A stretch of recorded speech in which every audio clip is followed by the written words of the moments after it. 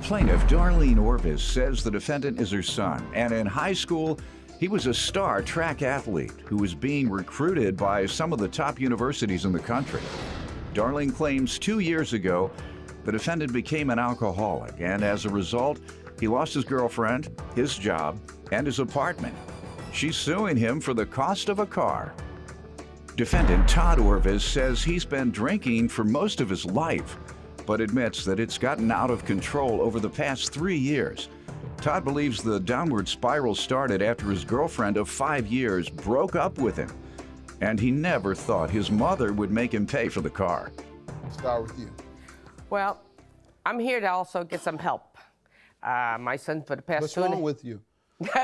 help for my son. Oh, okay. I'm just kidding with you. I know there's nothing wrong For with the past 2.5 years, his alcoholism has been really, his whole life is in a downward spiral.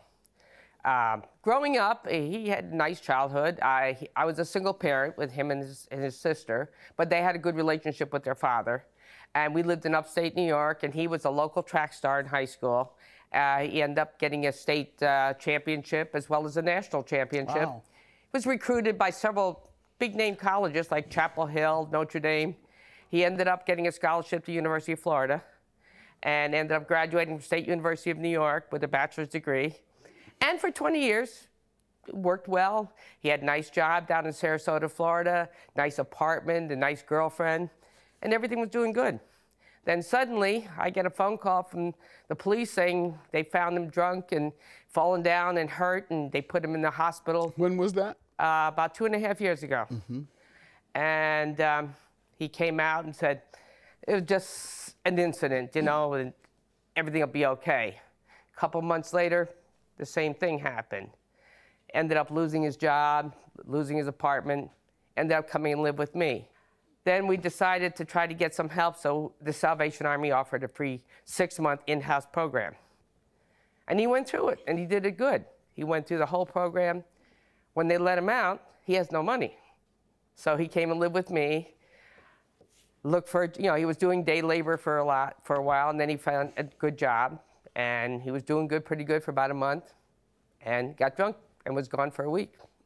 And when you discussed it with him, what did he say the issues? Well, part of it is, it seems like, you know, the girlfriend left him. His father passed away 2 years ago, New Year's Eve. Defendant Todd Orvis is being sued by his mother, who claims she desperately wants Todd to get help for his severe alcohol addiction. We hear from you, sir? Yes, sir. I'm not gonna lie, I agree with everything she says. You know, I mean, my life has been crazy for the last couple of years, you know?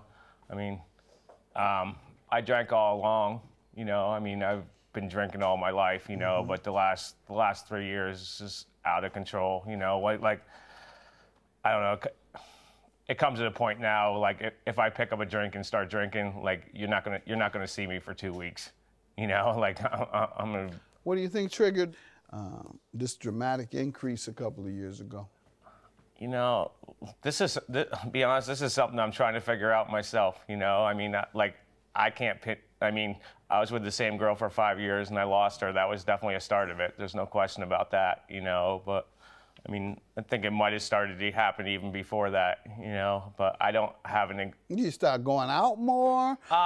It started off, I was probably going out about 3 nights a week, you know? There it is. All You right. know, but then, I mean, it turned into a point where I was drinking so much that I didn't even want to drive or anything, No, we so got I it. was straight at home. I got the point, and what I want people to look at is you're going to the bars 3 nights a week, you are highly susceptible, because even when you stop going 3 days a week and you want to settle down and be with your girlfriend, you still want that 3 days a week drink.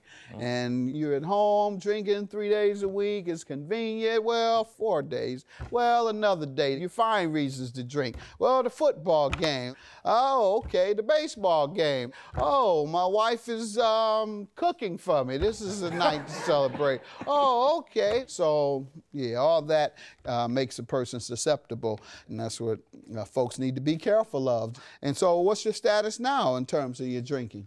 It's been, Sunday and a half ago, it's been like 11 days since I had a drink. How did That's you... only because he's with me. You got him locked in the room. Just about. With your pistol outside. And I just bought an alcohol Come out breathalyzer. here if you want to. I bought a breathalyzer. Did you? Yes, Good. yesterday.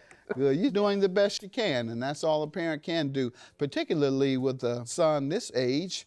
And so what are you doing? Mom sounds like she's made more of a commitment than you. Tell me what you're doing. Well, she has, you know. I mean, don't get me wrong. I've been trying. I mean, this has been a 3-year process. You know, I mean, we're gonna help you get outpatient therapy or treatment. So that'd be great. We're gonna help you with that at least. All right. And I'm sure they're gonna have you go to AA. So get ready for that lifestyle. That's a lifestyle you're about to adopt. He's been doing that, but not consistent. Well, you'll have the counseling and AA, and between the two, if you stay. Mama. And mom, that's right. Between the two. It's hard or on three, me every time he walks out. I never know what to expect, you know. Yeah. All you can do is pray and hope that he comes back. I tried home. hard love, but when he called me, he was on his last quarter and he was sleeping on the street, so. No, that's tough love, keeping him in that room with that breathalyzer and that pistol on the outside of the room. That's tough as it gets. Tell me about the loan you're suing him for. I'm sorry, the cost of a car. Yeah, in May, he had kind of finished one of the programs and he was doing good. And he had gotten a job. And I was going away I go up north. I live in Florida, so I kind of go up north to see my grandkids for a month or so. So he was going to be in my house, so we bought a 1998 Toyota Corolla for $2,950 or something. And he was supposed to pay me $150 a month. And he went back and he was gone. He was in the homeless shelter, and then he was living in his car, and then they impounded the car because he fell and broke his teeth. I just paid $450 to have his tooth fixed Monday. Why? Just because he's coming here? I'm a dental hygienist, so, you know, teeth you are important. A dental hygienist? I'm retired now. Okay. All right. So teeth are important now. At least I got a discount. Well, it's not as important as that alcohol to him. No, that's for sure. Yeah, you should have let him come in here like he was. You should have let me know it was a result of his alcoholic ways, and we'd have had a bunch of fun with him. I bet you he'd have quit that alcohol by the time he left here. No, in fact, you'd have told our producer, take me straight to rehab. Defendant Todd Orvis is being sued by his mother, who claims she desperately wants Todd to get help for his severe alcohol addiction. That's why I get on people when they come in here and they haven't made a true commitment, and I call them crackhead, because that shames them. And they leave here, they say, I'm going to get straight. Because the judge just pointed something out, and I didn't know I looked like that. I didn't know I was that low down. The judge just pointed it out to me. That's happened many times. People from this show, they go to rehab after that, and they have come out, and they've written or called and said, tell the judge thank you, because had he not shamed me like that, had he not shamed me, I may not have changed. He made me feel real bad about myself, and it made me want to change. He told me how I was hurting my family. Just call him what it is. You're drunk. You're a drunk.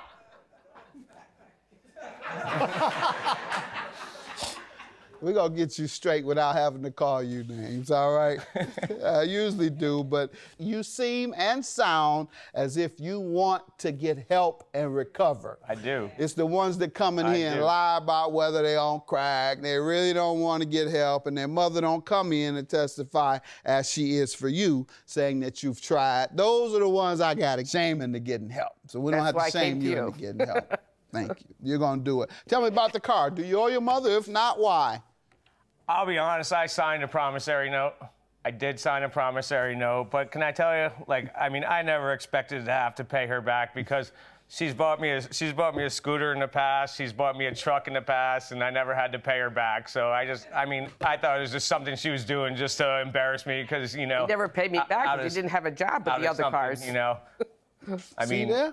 And what you need to learn when you help a person who has a destructive lifestyle, you're becoming an enabler. Right. That's what that's called. I know. You're furthering their problem. bought him a scooter. You just told him to walk. You want to go to the liquor store? Walk. So he admits to owing you. His only defense is he thought, as you have in the past, you were giving him things. No, I have the and he was promissory note. you were only bringing him here today to make him look bad. He admits to signing the promissory note, but that was part of his manipulation, which is what drug and alcohol addicted folks do. They manipulate others to further their addiction. So I'm going to grant you your judgment, and we're going to make sure that you start an outpatient treatment program. All right, good Thank luck you to so you. much. I'm glad you all came. Have a good day. Judging for the plaintiff. You're going to go through this? Absolutely. You know I love you. I know. Let me kiss. But this time you got to go through it. Absolutely. Okay. Did your roommate leave without notice before your lease expired, and now you don't know what to do about it? Ask me about it on my website, askjudgemathis.com.